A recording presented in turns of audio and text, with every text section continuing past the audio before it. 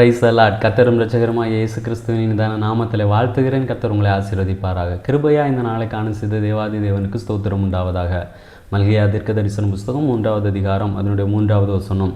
அவர் உட்கார்ந்து வெள்ளியை புடமிட்டு சுத்திகரித்து கொண்டிருப்பார். அவர் லேவியின் புத்திரரை சுத்திகரித்து அவர்கள் கர்த்தருடையவர்களாய் இருக்கும்படிக்கும் நீதியாய் காணிக்கையை செலுத்தும்படிக்கும் அவர்களை பொன்னை போலவும் வெள்ளியைப் போலவும் புடமிடுவார். கர்த்தருடைய நாமம் மகிமைப்படுவதாக. நம்முடைய கர்த்தருக்கு எல்லா காரியமும் எளிது. அவர் எல்லாவற்றையும் எளிதாக செய்து முடிக்கிறவர். ஆனால் இங்கே சொல்லப்பட்டிருக்கிறது அவர் உட்கார்ந்து என்று. ஒரு வேலையை எப்பொழுது உட்கார்ந்து செய்வோம் என்று பார்க்கும் பொழுது எந்த வேலை ப்ராசஸ் லேட் ஆகுதோ அதை நாம் என்ன செய்வோம்?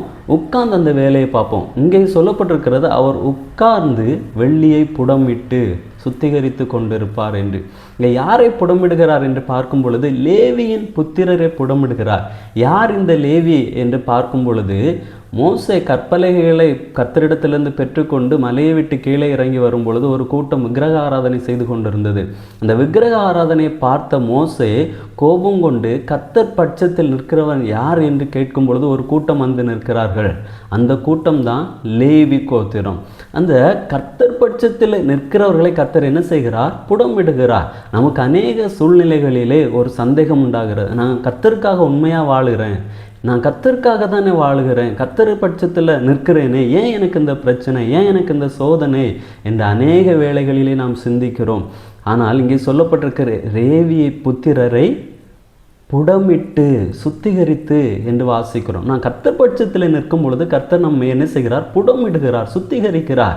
ஏன் புடமிடுகிறார் என்று பார்க்கும் பொழுது நாம் அப்படியே மடிந்து போவதற்காக அல்ல, பொன்னாக விளங்கும்படியாக.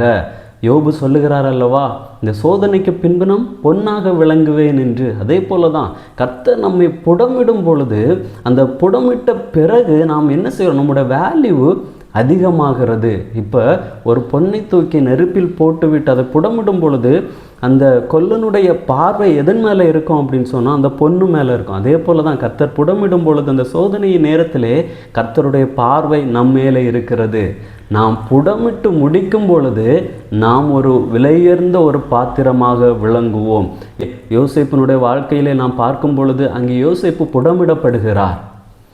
அங்கே புடமிட்ட பின்பு அங்கே யோசேப்புக்கு நல்ல ஒரு உயர்வான இடத்திலே அமர வைக்கிறார், பொன்னாக விளங்கும்படியாக செய்கிறார்.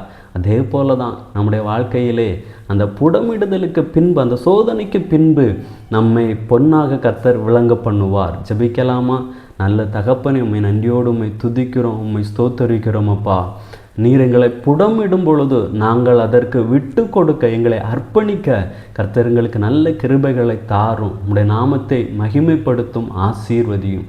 இயேசுவின் நாமத்தில் பிதாவே, ஆமேன். God bless you.